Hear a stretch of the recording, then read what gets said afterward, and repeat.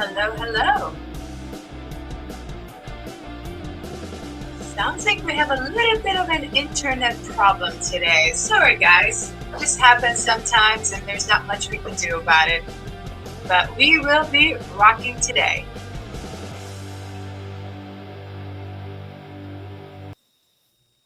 All right. Hope you guys had a good start of your Tuesday morning with some rock music as usual. And that's how we start. Welcome to the Profit Lab podcast, guys. I am your host, Marie Torossian, certified 10X coach, CFO and auditor, a certified public accountant, and a chartered global management accountant. I serve the entrepreneurial community through my two businesses, my CPA firm, Maurice Garcia CPA, and my management consulting company, The Profit Lab. The Profit Lab podcast serves to expand our mission to empower entrepreneurs by bringing their stories to the masses. We are thrilled to tell your story to inspire, empower, and uplift other entrepreneurs.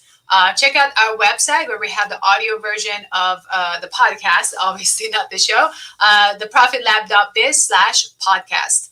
We launched the podcast and the show on August 2nd, where I spoke about my entrepreneurial journey and some of the things that I learned during that journey so far. So I plan to bring entrepreneurs from all walks of life every show every week. So if you want to be a guest on my show, or you know of someone who should be on my show and that I should interview, send a request to support@theprofitlab.biz. Today is November 15. It is our 14th episode, and we are live on Facebook at theprofitlab.biz. So at the Profit Lab Biz, on LinkedIn, Marie Torossian CPA CGMA, and on my YouTube channel, Marie Torossian CPA. And we do run the reruns on different channels as well, on Facebook and LinkedIn, different channels that I have.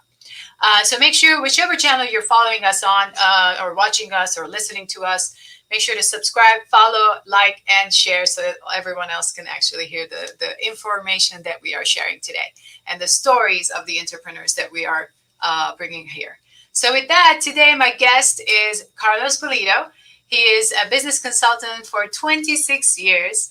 He has led more than 50 process and profitability improvement projects, helping organizations maximize performance and improve efficiencies.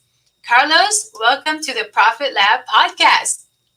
Thank you, Marie. Thank you for having me. Yeah, absolutely. We are very excited to have you.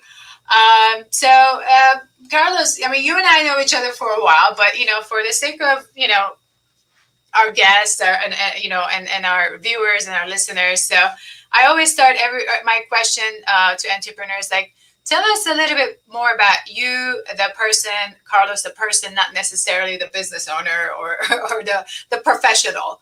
I leave it open to you how you want to explain that. Yeah, thank you, Marie. Well, thank you for having me. And that's a great show, by the way. I've watched a few episodes and very exciting. Thank you for everything you do for the community. Thank you. And well, yeah, thank you. I was going to say that like you said, I've been a consultant for 26 years. I always say that I've never had a real job. I've always been a consultant. So, and I've never had like an industry related job. So I started out with Arthur Andersen back in the day, 1996, until Enron happened. I'm sure most of you know about Enron. That was September 2002. And then I decided to open my own firm, Arconas. That was September, October 2002, and I've had Arconas since then. I am married. I've been married for 12 years now. I have two Awesome. daughters, 7 years old and 8 years old. Beautiful daughters, beautiful wife, wonderful wife. And I live in Doral. I work in Doral, but of course, I travel a lot. Yeah. Yeah. I go wherever, of course, we land a project, right? So lately I've been Absolutely. traveling a lot. We have now a prospect in Hawaii. So as I Woo-hoo! told you a couple of weeks ago, I was there. I've been there twice for the past 2 months. And so it's a long flight. And I was only there for like 3 days. So people are like, you're not bringing your bathing suit? I'm like, no, I And wish there's I a could. I didn't even have difference. time to go to the beach. I mean, I did see the beach, but I never went to the beach. But anyway, so I I've been focusing most of my career in, like you said, profitability, cost, and performance management. That's all we do. A lot of companies pretty much they claim that they know the bottom line profitability, but they don't really know what makes up for that detailed profitability, right? By product, by region, by channel. So what we do is that we come in and then we detail the profitability by each one of those dimensions, like we say, and then we provide recommendations on how to maximize the performance and profitability of those services or products.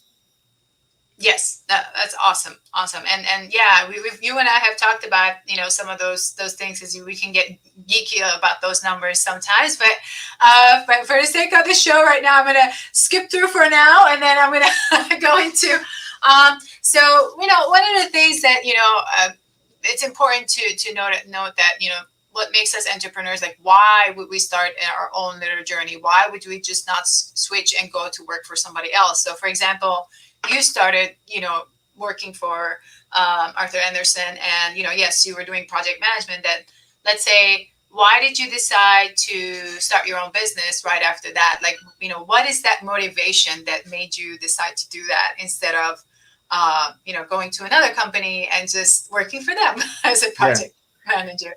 Yeah, no, thanks. I think that's a great question. Matter of fact, I did have the option when I left Arthur Andersen back in 2002. I did have the option to go to other firms. Mhm. However, I said to myself, you know what? I think I have, I had, at the time, I had worked for Arthur Andersen for 7 years. I said to myself, you know what? I think I need the freedom. I think I need the, um, I wanted to be my own boss. I wanted to have the flexibility to, right? I mean, I didn't know what that entailed at the time, but then I found out that, yeah, I do have some freedom. However, when you're your own boss, right, you have to work weekends. Your mind is Yes, always going, right? absolutely. Yeah, so you know this, right? Of course. So weekends, I'm like working or I'm thinking about work. My wife goes, "What are you doing?" Well, I'm writing some notes. I thought about something, right, on a Saturday night. So that's what happens. However, I think it's rewarding the fact that you say, "Okay, so this is for me, right? This is for my own firm." Yes.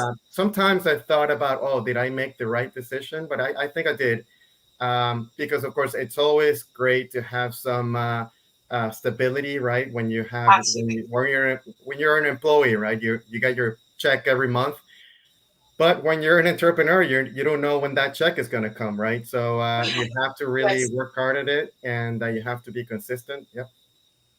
Yeah, I'm totally with you on that. And again, you and I have talked so many times before that, but this is a consistent thing that every guest that I've had on board, and when I ask this question, it's always somewhat similar, right? So it's always that I needed the freedom, whether it was the financial freedom or the time freedom, right? And at the end, we do end up working a lot harder, but at the same time, we are working towards a specific goal, specific mission that keeps us going. And you said something very cool. You said, "Well, once in a while, I wonder, did I do the right thing?" I think and I started my business much later, right? You started way before me. So a few years when I first started in during COVID, right? Because I had just launched the business, and COVID hit and everything was locked down. I'm like, did I really make the right choices? Because I was like, how do I even find a client in the middle of COVID? Did I make the right choice? And then every time there's hardship, you wonder that, and then at the end of the day, like you said, something brings us back. I'm like, no, I'd rather have the freedom. I'd rather have that up and down. It's okay, because it keeps me focused on that mission, and that makes all the difference. Another cool thing that you said, and I wanted to pinpoint that, is you said, there's that stability, or maybe the assumption of stability when you're working for someone. And I say assumption because we think we are gonna be there forever, or we're gonna be an employee of a person, of a company forever. But there's no forever. They can let you go anytime. So we might as well work for ourselves. You know? Yeah, you're totally right. I've thought about that too because, like you said, especially nowadays that companies are just moving very quickly, and Yeah. those public companies, they care a lot about, of course, the financial results. So they say, "Oh gosh, we Yes. need to reduce expenses," and that's actually where we come in. I mean, ironically. I think most companies are stuck in the past, Yes. and because they think the easiest way to cut cost is just to let people go. Yep. But that's not the right way, because when you let people go, you might be just cutting both meat and bones, right? So you I want love to that. make sure that you only cut that extra, fat, right, Yes. and not the actual meat. Yeah. And that's what happens when you let people go, right? You have to be very strategic, and you have to be a bit more specific and say, okay, so what are the areas, what are the processes within the company that are not adding value?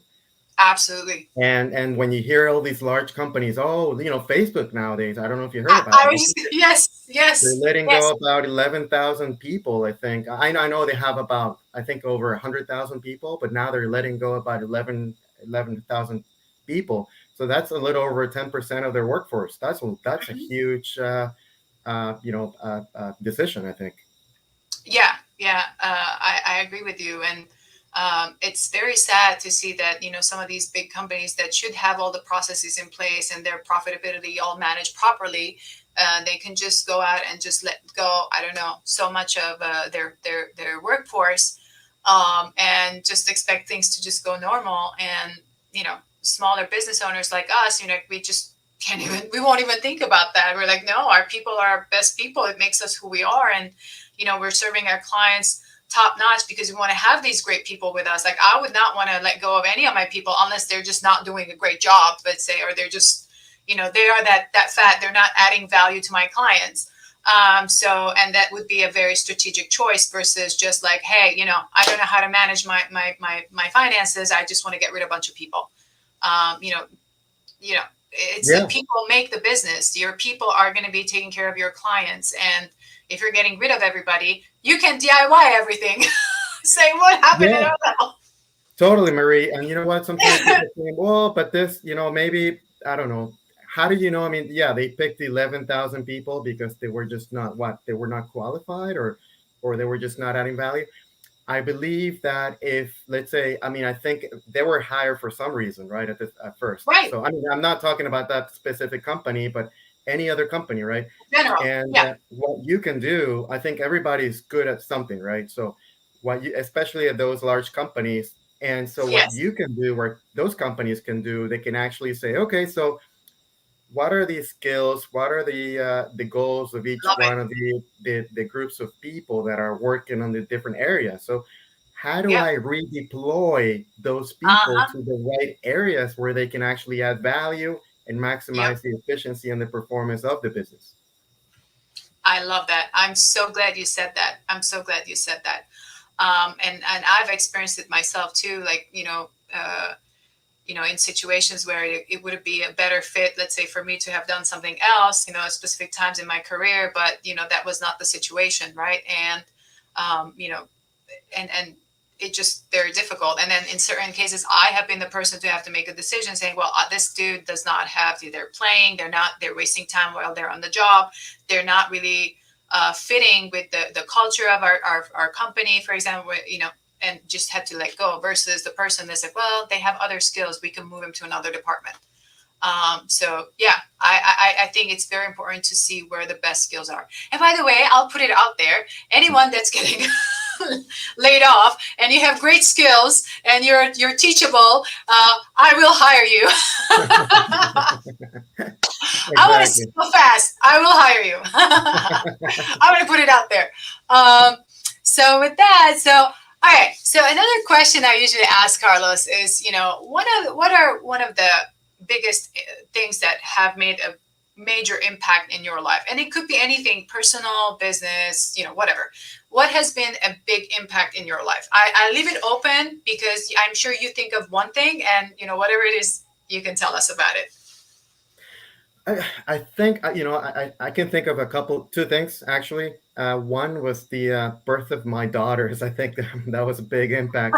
And the way I guess I look at it now, I look at life now. I'm like, so every step I take in life, both personal life and professional, I say like, is this something my daughters would be proud of me? Right? Hmm. Is this action I'm taking? Amazing. I feel like more. I feel like I have more responsibility, not only to raise them properly, but also to be a great example for them and for my family and for society, right? So I'm always saying, Yeah.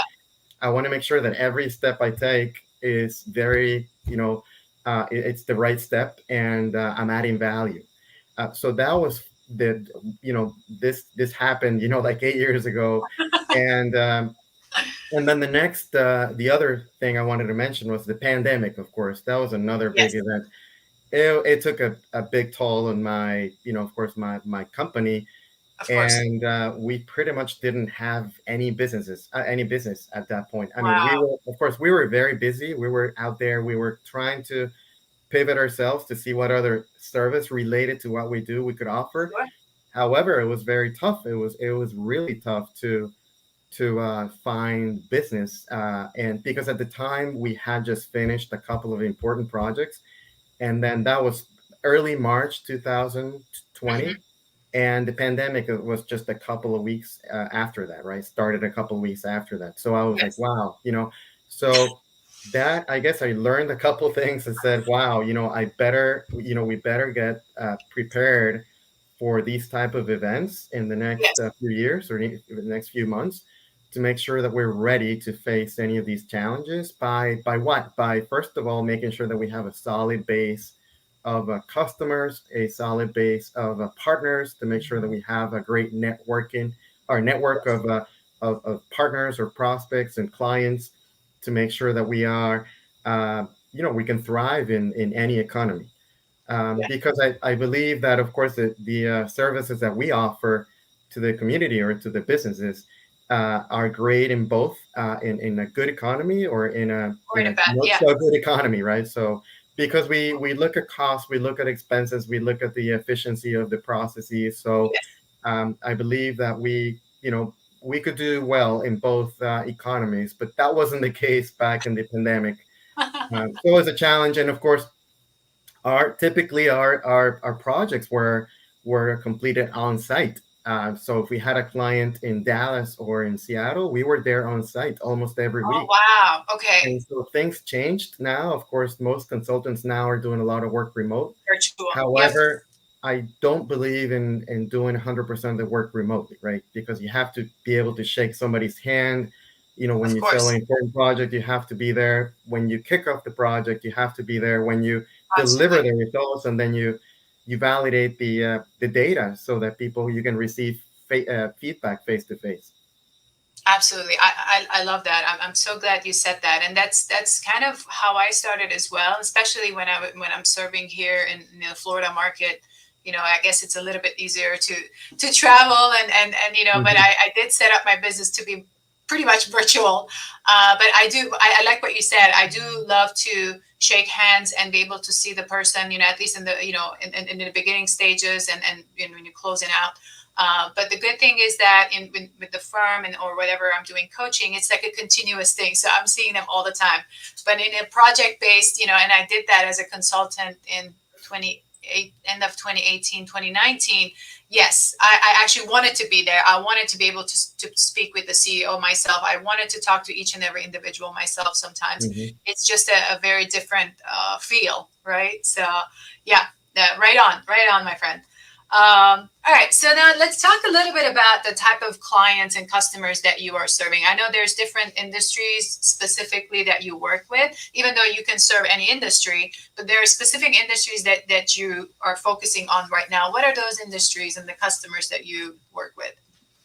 Yeah, thanks, Maria. That's a great question. Matter of fact, thinking about the past few years, we've had a large two government clients here in Miami and in Seattle, Washington.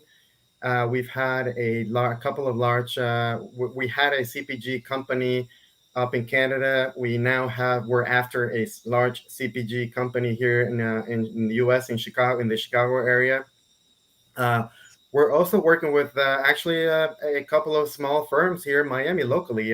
One is an advertising firm, and the other one is just a telecom company. They're both Awesome. small. One of them is just a 6 employee firm, and the other one is just a 30 employee company.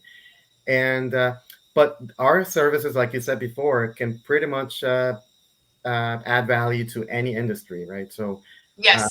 Yeah, we have done work for insurance companies. We have done work for healthcare companies. We have done work for manufacturing companies. So it pretty much, it can be done for any different industries. Yeah. Yeah, totally. And I know you and I worked when we, at the chamber, and I was, on the inside. I guess I was staff, and you were there as a volunteer. As a member. We worked on some of the efficiencies there, and we kind of worked together. It was a very cool project. I think that's where we connected so much on the numbers and the geeking on those numbers. So Yeah. Oh, by the way, I missed an important industry we're after also is the banking yes, industry. Most of yes, the, of course, yes, we're not after the large banks. We're after the community banks. Uh, right. yeah, because I mean, those a lot of the community banks now they have to have a BSA department, which is the compliance department, and Okay, sometimes it can typically be about 10% of the workforce, and that department does not bring any revenue for the bank. right. It's just Um, compliance. Yeah. Exactly. So that's why those community banks they have to and typically banks have very small margins, so they have to be very tight with their decision making and the Mhm. cost management practices. So that's why those are a good targets for us as well. Perfect. This is great. So I'm going to take this moment to kind of, read out for those who are listening, because they won't be able to see some of the banners that we're running here. Guys, if you're listening, you're in one of these industries, specifically in, small banking, please feel free to email Carlos at cpulido, Pulido, at arconas.com, arkonas.com. So that's cpulido at arconas.com. So let me also let you guys know about their website. It's arconas.com, and also analytics. Sorry, let me reread it correctly. Analytics, perfmgmt.com. Analytics, perfmgmt. So basically, performance management. Correct, Really correct. Yeah, short. the name was too long, so that's Yeah. another website we have, Marie. That's for I'm there with Gary Kokins. Gary Kokins is a person I've known for about 20 years now, Mhm. and he is a subject matter expert in cost management and profitability. So he's a speaker. He's written books, and so I'm there Amazing. with him so that we can actually promote the profitability and cost management services to the community. And we have free articles there that people can download and Awesome. a few videos on Gary speaking at different events. So feel free to reach out to us. We're more than happy to offer, just a consultation if you have any specific problems related to cost, profitability, process, issues at your company. Awesome. Awesome. That's amazing. So like to pivot a little bit now back to kind of the entrepreneurial journey. Tell us, and you kind of mentioned a little bit, but maybe there's other challenges that you may have had. Would you share with us some of those challenges you faced over the past, so many years of being in business, on your own? Yeah, I think another challenge we had was the lack of focus. I think because we were Mm, trying to okay, so how do we generate revenue, right? So we were very desperate at yes. some point, and we said let's just say yes to everything, right? So, and we learned, like we say, we can't really say yes because sometimes we just found ourselves in participating in projects where we didn't really have that much of an expertise, and so we had to reach out to other people, of course, so that we can deliver Of the course. project successfully. But it was a struggle at that time, and that's why we said no. Let's go back and focus on our cost and profitability performance management services, which is exactly what we do, and Right. it's what we're good at. And so I think that was a major challenge when we tried to like pivot into say, okay, so what else can we do? We started doing Right. M&A type of projects. We started doing uh, journey mapping, and it is related, right? Because journey mapping, you define the steps and all that, right? But it's not cost and profitability management. Indirectly, of course, when you improve the journey map of a company, the customer Right. journey of a company, you improve performance and cost, right? So I think that was another challenge, the lack of focus. Another challenge we faced was related to not having the right partners, right? And when I say partners, I mean the right software vendors, the right Mm, referral partners. right, right, When of course. and referral partners for us are maybe accounting firms, maybe Okay, other consulting firms that don't necessarily do what we do, of but course, they target the same clients we do. So of course.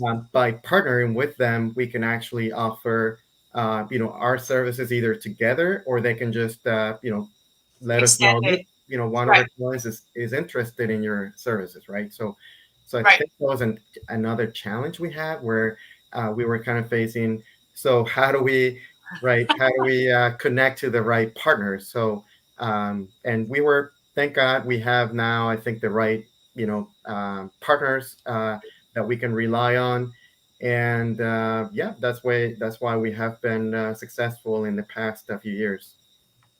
Awesome. That's awesome. Amazing, amazing. I know the focus is definitely something that you learn over time. I think we get sometimes so many different people offering different things, and then they kind of distract you from your main focus and the goal of your services. So we learn to be Yeah. selective of, okay, no, this is the right fit and this is the right partnership. And this is, so I totally get you. I think I got hit with those in 2020 and I was very distracted as well.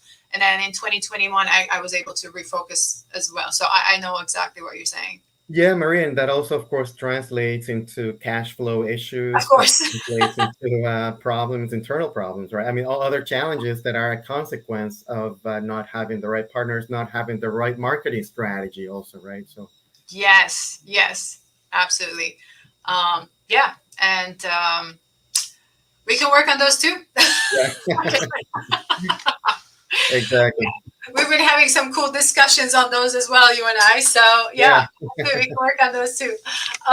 Okay, and so before we end the show, usually one of the questions I also ask is like, what are three things you can recommend for any entrepreneur that's just starting out or thinking to start? What are three recommendations you would make? It could be something from your experience, a challenge, or it could be something that you learned along the way, or a skill you learned along the way that helped you in your running your business for so many years. Yeah, no, great. I can think of organization. I think it's very Okay. important to Hmm. get organized and have everything, like a marketing plan, a business plan, hire the right accountant, the right lawyer. I think that's all related to organization. Yes. Define your target market. Um, Always learn. Make sure you make sure it's okay to say no. Oh Right? yes. You don't have to, yeah, you don't have to say yes to everything. That's what I did in the past, and it didn't work. So it's okay to say no, because if you're focused, you have to say no to the things that are not related to your focus, right? To your strategy. Yes. Yes. So I think that's important. Pick the right partners, like I was saying before. I think, Yes. and a kind accountant could be a partner, also, of course, Of right? course. Yes. And a lawyer could be a partner. And I believe those are the three recommendations. Of course, there's many other things, but make sure you have a tight control of your costs, right, and profits, right. Make sure that because a lot of companies claim, oh gosh, I'm increasing my revenue. I jumped from $1 million to now $1.5 million. I mean, that's fine. That's always good, right? If you increase revenue, but if your costs are also increasing, Right. you're not really adding value to the bottom line. So the most important number is your bottom line number, right? The profitability. So you can be Yes. selling $10 million, but if you're only making $100,000, I'd rather have you sell $1 million and earn $100,000. Right. Right. Oh, you hit it right on. And this is what I try to explain, where the cost ratio is going up at a higher percentage than the revenue ratio going up. and it's like the flow chart, it's going to be like this. You're actually making your profitability getting smaller, right? Like it's going like narrowing down instead of going like this. Exactly. Also, make So sure yeah. when we talk about profitability, also make sure that you measure net profit and not gross profit, right? Because net profit is everything what you get to keep in your pockets. Yes. Yes.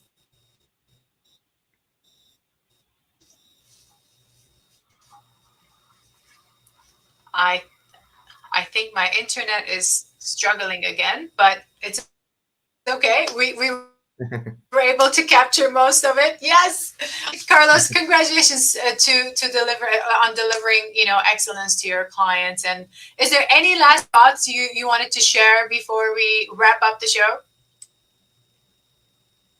I'm sorry, any what, Murray? Yes. Is there any other last minute thoughts you wanted to share before we Oh, wrap up yes, the thank show? you. Yes, I was going to say that I think typically a lot of companies are drowning in data, but they lack information. Make sure you generate meaningful information so that you can make informed decisions that maximize profitability. Awesome. That's very, very good tip. Thank you, Carlos. Thank you so much for being our guest today. And to all our viewers and our listeners, thank you so much for joining us today. Please remember to subscribe, follow, like, and share this content on whichever platform channel that you are watching or listening to us on. Let's empower each other through our experiences. And until the next episode, have a wonderful and blessed rest of your week.